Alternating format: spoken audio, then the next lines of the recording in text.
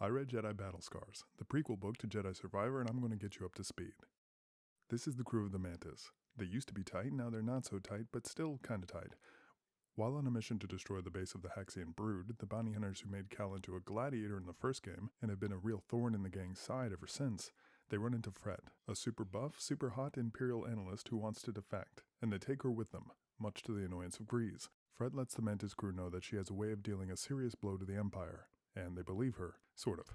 And they go meet with the bird version of Elon Musk, who gives them a mission to go retrieve the plans to a highly advanced stealth device called the Shroud, which is currently being kept in an Imperial prison.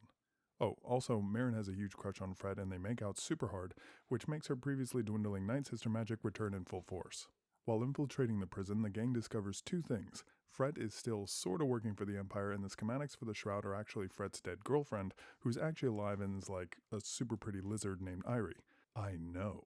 Drama!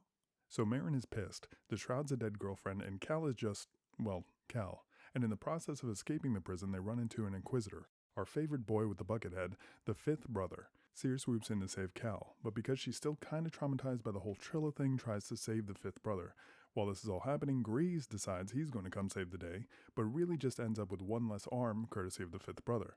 Seer, too little too late, helps them escape the fifth brother and they all get back to the Mantis together. Everybody is hurt and everybody is pissed. Grease has one less arm, Marin has one less girlfriend, Cal is Cal, and Seer now has a super cool Jedi tiara for her collection, but otherwise is just super guilty about Grease.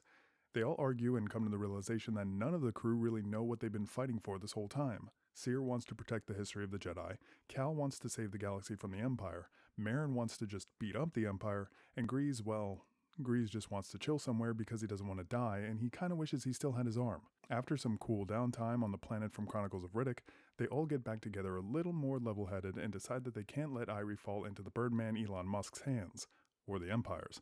So they construct a plan to bamboozle him. The plan goes sideways and Bird Bezos betrays them for money. Shocker, I know. But Cal and the gang fight him off, his cronies and the fifth brother who conveniently decides to show up at the worst possible time. Barely making it out alive, they all realize they're a big happy family, although a dysfunctional one. And while they do know that there's a deep issue that they will have to figure out moving forward, they also know that they will do it together. Oh, and Marin and Fred break up but decide to stay besties, but they can't stay besties together because Fred and Irie have to go into hiding to make sure the Empire never gets their hands on the plans for the Shroud. But that's okay because she's found her magic again and also her and Cal might kiss. The end. Enjoy Jedi Survivor.